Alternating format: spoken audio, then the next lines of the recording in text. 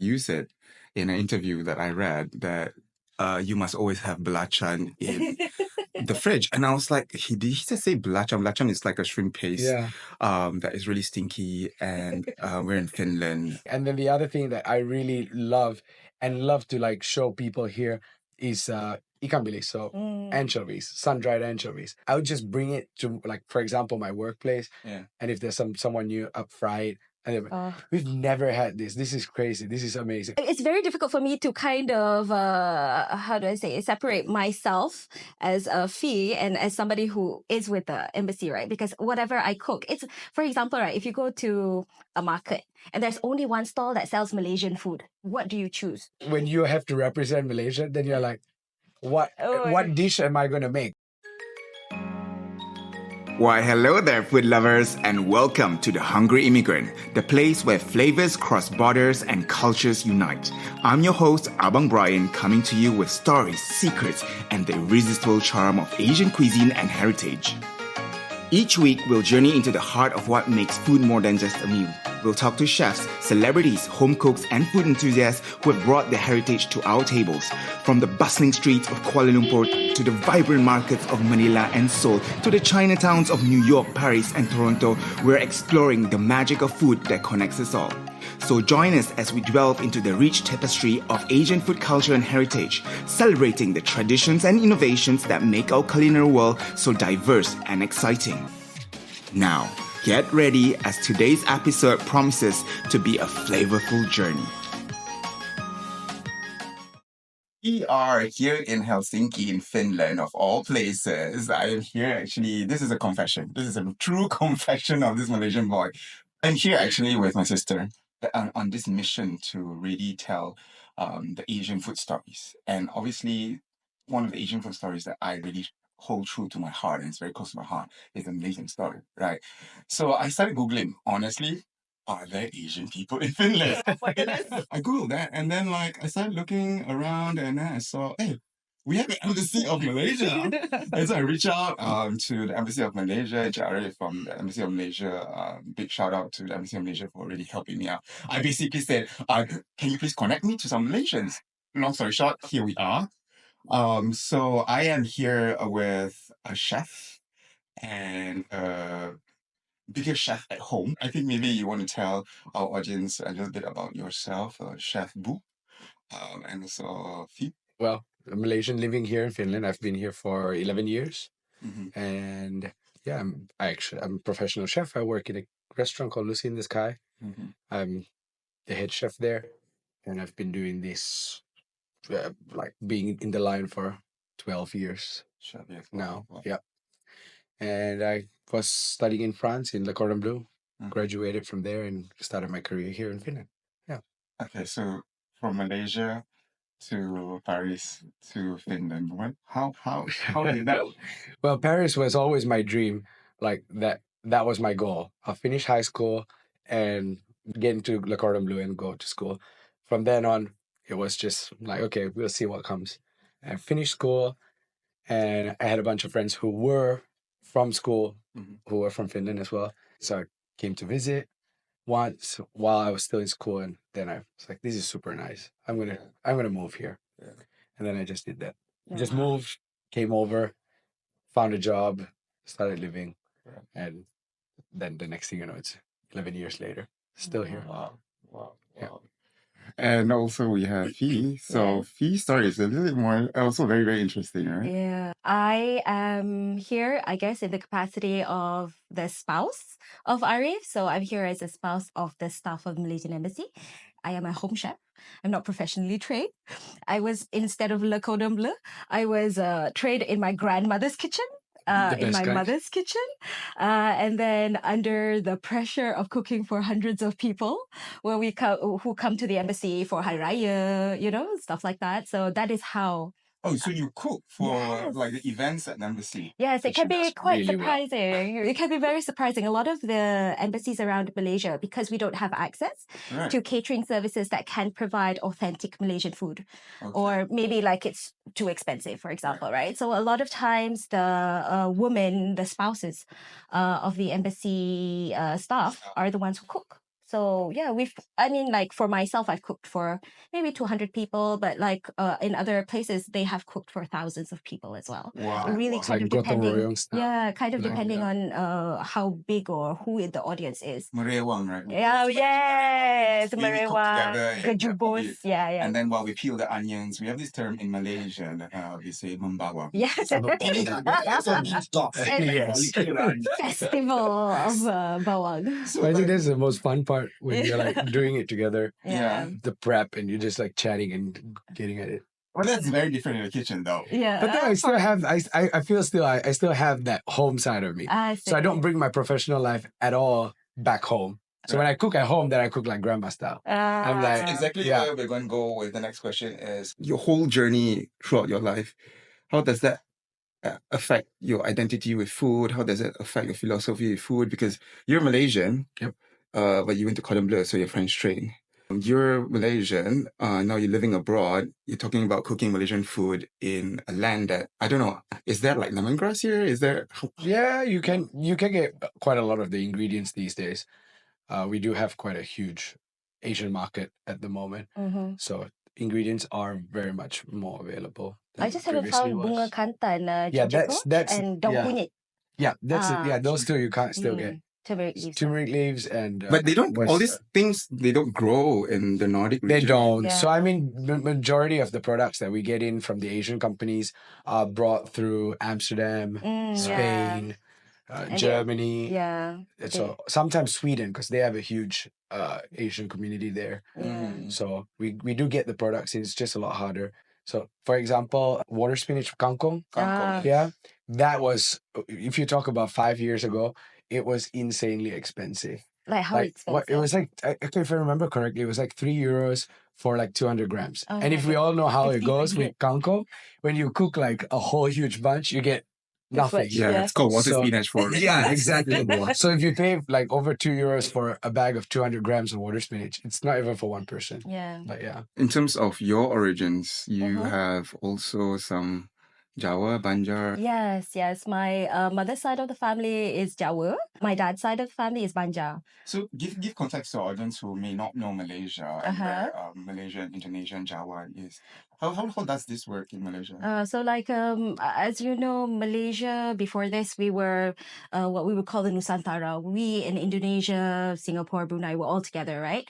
So and the migration patterns before the advent of Malaysia was that a lot of people from the Jawa island or from Banjarmasin in Indonesia, they came to the peninsula of what is now Malaysia and they settled there.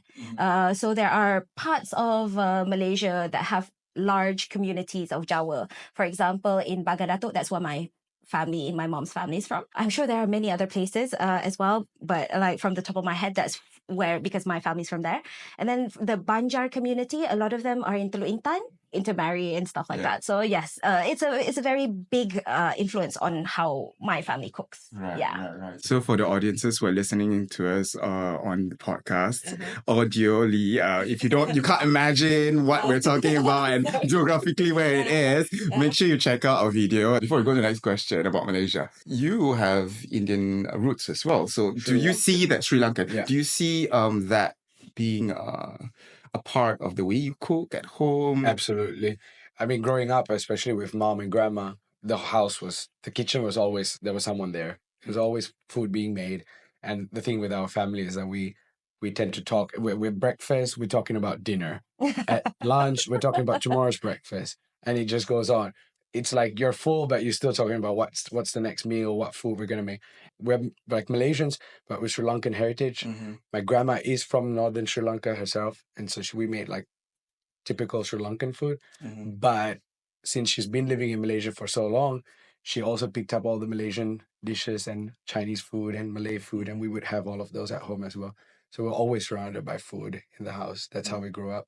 But do you see that Sri Lankan influence or that Malaysian influence for you cooking? And yeah, it definitely does.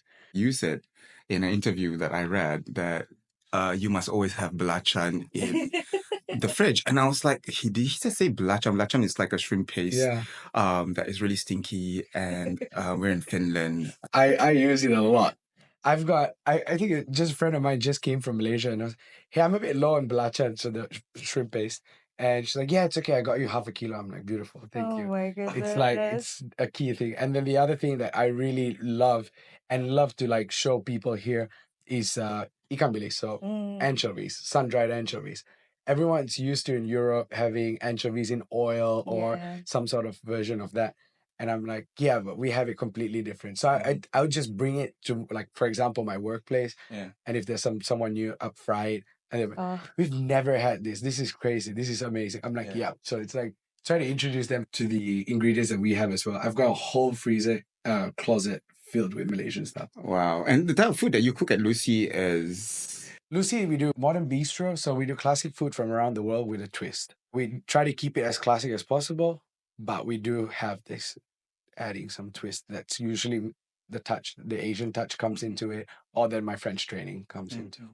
And do you see the Jawa and the Banja influence in... Give us an example of how the Jawa and Banja actually influence your kind of cooking. Jawa food. Yeah, what is Jawa food? Jawa food, Or like Javanese macam, food, yeah. it's like, have you had sambal goreng, which is basically tempeh, melted soybeans, soybean cake with glass noodles, with anchovies, with peanuts, and then there's like a glaze, this really yummy, spicy, sweet glaze. So that is like a staple of the Jawa food that my family eats, and also a lot of Jawa food incorporates chico. I'm not sure what it is in English. I actually Googled that once. I can't remember.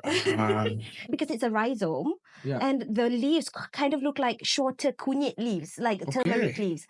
Definitely But have it that. has a very distinct flavor. Yeah. And we sometimes eat it as ulam, as like a salad. Yeah. Just, eat it with the sambal belacan, the shrimp paste sauce.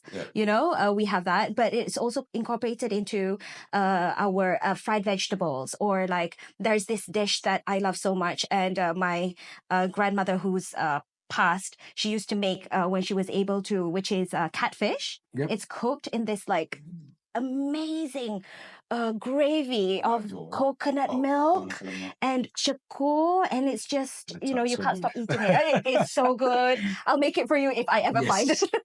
I'll just have to bring it back from Malaysia. Yes. Yeah. And doesn't the embassy get like there's this thing like a special parcel? Can you get special parcels? I don't know. It's this. I think it's this like myth, right?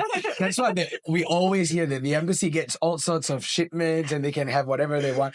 But then I've been with like part of the embassy and with them, and I'm like, oh, so you get all your ingredients? Like, no, we go to the normal store. Yeah. We Or then it's our own supply. The same Asian store, or because we have like a lot of guests who do come, so they become our mules. Yeah. So they have to bring bunga kantan, ginger torch in one suitcase. So that's secretly why when I came to Finland, I didn't tell any Malaysian that come in here because it's such a Malaysian. But I did bring you something that is from Malaysia. This is like 10 minutes into the conversation, and you've already heard us mention the word sambal a lot. And that is, I think, one of the things that's very iconic about Malaysia. This is one thing that I'm trying to explain to the world, right? What is Malaysian food? What is Malaysian? It's really hard to explain. Yeah, hard So, to explain. it takes so long, and I'm always like struggling. I'm like, I don't even know how to put it in words. Yeah. Because I mean, if you actually say Malaysian food, then it covers all the different types of Malaysian food, and it's basically endless if you think about it. I always say that we use a lot of anchovies. We do use chilies, garlics, and onion, but I feel like our flavors are very balanced. If you look at sambal alone, we've just got so many types. Yeah. Like some people like it, like they say the sweet spicy. So you get it sweet first, then it's spicy. Some people don't like it spicy at all. So there's like all these different types. It's like I'm always struggling to like explain to them. So I just tend to make the food. I'm like, okay, here. Like someone kept talking about laksa Sarawak. Right. So I was like, okay, I have to make the whole paste. That's going to take time. So the last time I went back, I got laksa Sarawak paste and then just made it. And here, now you know what it is. But even that, with all the condiments that goes with Sarawak, is... And then all the different versions that you have of laksa. Yeah. Because then when you tell someone about laksa, they start Googling and they're, oh, wait. But which one are you talking about? I'm like, yeah, okay, this is from this region. This is from this. Do you have a way to like define sambal? I would say I would call it a basic component, but it's something that is quite versatile. You can it can be a base for something else like mee goreng, like fried noodles, you use sambal as a condiment for nasi lemak, for example. And then there's the way you make the sambal. Sometimes it can be cooked down, sometimes it's fresh, sometimes it's just, literally just garlic and soy sauce and some lime and you're done. You have like fried bananas with that, and that's like a Malaysian experience in itself. And all the different versions that you have. Yeah, Like as you yeah. said, the one that it's fresh or it's cooked or Yeah. That's actually a dream of mine, to write a cooking book just on sambal. That would be cool though, to have a book on sambal. Because then you would be able to because there is so many types. Yeah. Besides sambal, what do you think, how would you describe Malaysian? Because like for us, I mean, it's a big sigh because for us, it's very difficult for me to kind of, how do I say, separate myself as a fee and as somebody who is with the embassy, right? Because whatever I cook, it's, for example, right, if you go to a market and there's only one stall that sells Malaysian food, what do you choose? When you have to represent Malaysia, then you're like, what Oh, dish am I going to make? Because you can't make Yeah, all of it. Or then yeah. you want to make a selection because if you're saying you're representing Malaysian food, Yeah. you can't just make like, okay, roti canai. Yeah. That doesn't make it. Yeah. You can't just make nasi lemak. It's, Yeah, it's more than there's that. more than that. So for us, usually it's because if I was to think about it that way, it would be something like satay and peanut sauce, Yeah. or nasi lemak, or nasi ayam, chicken rice, or I don't know, what do you call nasi lemak in English? Fat rice. Okay. Fat rice. So nasi is rice, lemak is fatty, and lemak actually, even the word lemak, Yeah. refers to a lot of different things. But in general, when we say lemak in Malaysia, it refers to coconut milk. I think in general, the one dish that everyone will say when we talk about Malaysia is nasi lemak. Yeah, nasi But for lemak. people who don't know, because I have family from, I don't know, Tennessee, who is like, what is nasi lemak? So it's this fragrant coconut rice with sambal, It's sambal. some eggs, some fried anchovies, like Cucumbers. So it's one of the national dishes. I have this problem with calling something a A national. national dish, like Again, as a Malaysian, Yeah. like if you want to say that what's our national dish, then there's so many dishes that you would yeah. choose as well. Do you agree that nasi lemak is the national dish of Malaysia? It's my favorite, so yes. There you go. I make it like all the time. Okay, next guy. I'm not trying to tell you Malaysia is not. I know, but it sucks. How about you? Oh man, I don't want to agree, but I do think it's nasi lemak. Okay. Sorry. what would you think? Yeah, what would you say, though? say? I mean, like, I mean, if No, that's why I have guests. so you don't have to take the commitment. and just disagree. But I think, nasi lemak is something that is the pride of the country. But I think that, like you said, there is no one Malaysian dish that is. But I think in general, everyone eats nasi lemak and like all times of day. Yeah, it's available all the time. It's Everywhere something you you eat go. in school as a kid. Yeah, every just- town you go to, you will find a nasi lemak stall. Yeah. So I feel that's why it becomes quite representative. What's your earliest memory of nasi lemak? Oh my God, I'm very sure that a lot of people will share this, but like going to school, right before school, you have to stop by the auntie who sells nasi lemak right next to the school gate. Buy that's your lunch. Or if you didn't have breakfast at home, you have it. You buy the nasi lemak wrapped in the banana leaf. At that time, still banana leaf. And then you bring it to your class, and then you sit down. You put down your bag. You put your nasi lemak on the table. No way to stop the oil from going out of the banana leaf. And you open it and you wash your hands. You eat with your hand, and like that's your day set.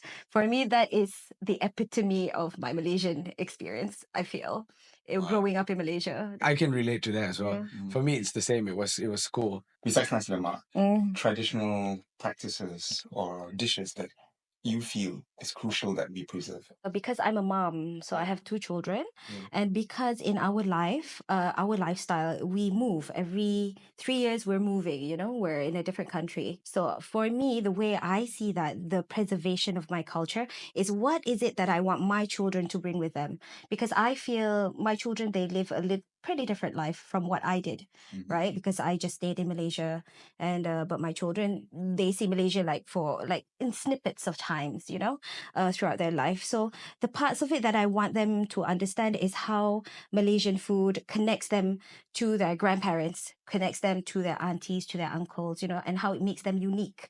When you're in a sea of people from different nationalities, right? What is it that you want that defines you? And like for my children now, they take up cooking like once a week. So I have two children. So one of them cooks on Monday, one of them cooks on Thursday. And usually they cook like simple stuff. Like you said, it's because Malaysian food can take a lot of time to cook, like the sambal. Sometimes you just want to make fried noodles, but oh my God, the sambal takes 30 minutes. So what I do is I pick and choose things that really do define Malaysia, like ayam goreng kunyit, like turmeric fried chicken. That's very easy actually, right? For the children to make. They know how to make laksa Penang, because my husband is from Penang, and it's something that really connects them to their culture as well. When they go home, they don't look for nasi lemak, they look for laksa. So that's what they their want, relation to it. So they have a love for the flavors, they have a love for the way we make it, because it's really a labor of love, right? When you cook, it's like Malay say air tangan, the rasa of the air tangan, right? It's hand water. Yeah. So I The chef's touch. I mean, I was going to create my PhD. It's uh-huh. also focusing on this, and like the biggest word that comes out is air tangan, and that literally translates to water hand. Yeah. But basically, it's like the craft of someone. Yeah. I don't know, like when you say in English, the sweat, blood, and tears. Yeah. Yes, like the effort of someone. I think Yeah. that is. You're trying to get that to be transmitted, like all the memories of time with their grandparents, with their family in Malaysia. No matter how far away you're from home, when you're making that food, it connects you. There's a tether. They remember. Oh, you remember this place that we went for laksa with opa or mato. This is how it tasted like. So that's how for me the preservation of that, making children love Malaysian food so that they use it as part of their identity, as their culture. In terms of technique, is Uh-huh. there one thing or ingredient, right? Like no matter where you go, no matter I have to do it this way. I think it should be done this way and it should not be changed. For me, it's guna lesung batu, using the pestle and Pestle mortar. I mean, like nowadays, Why? I don't know why. I think it's because in my grandmother's house, we used to have. You know how pestle and mortars nowadays, like if you buy it from IKEA, it's like tiny. Right. But like my grandmother had one like the size of a bowl, and if you were going to cook for 30 people, you'd be able to pound the chilies and the All at once. garlic all at once. Yeah. But it takes you 1 hour, but you can do it all at once, and I feel there's just a different flavor. Yeah. And for me, it's like I can't change to using a blender. So I've actually shipped over my grandma's stones to grind Wow. chutneys, dosa flour. Yeah. And I've even brought a wok over because I refuse to make dosa, which is the sourdough batter, crepe, if it's not made on the stone. I won't do it. So now I've got it all here. To give you context to people all around the world, like Americans in general, they will hand down their cast iron pans to their grandchildren. So for us, is the wok or I think the pestle and mortar. Yeah. And I think there's also like Fee was talking about relationship with family, and I believe, if I'm not mistaken, that when you talk about the pestle and mortar, it's so we have a lot of audience in the group. How today? But this is a live audience, so it's a live recording. But yeah, so I think the pestle is called ibu.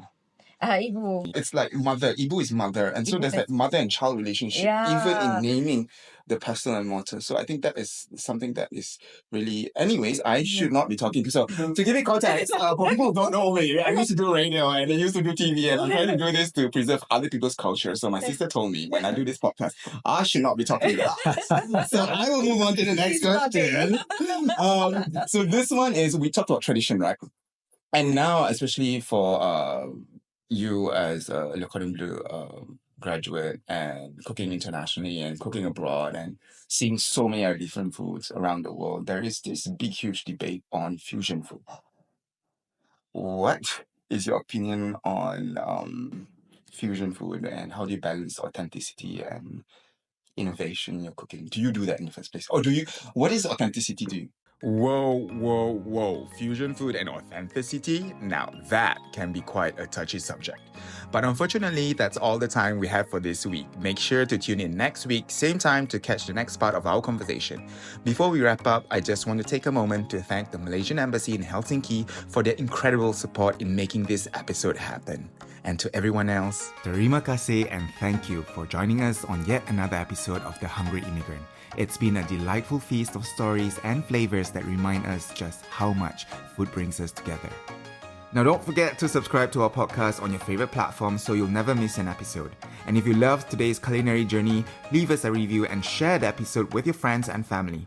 Your support helps keep our traditions alive and our tables more diverse. Do follow us on Instagram at Hungry Immigrant and my personal account Abang Brian for behind-the-scenes looks and extra tidbits from each episode.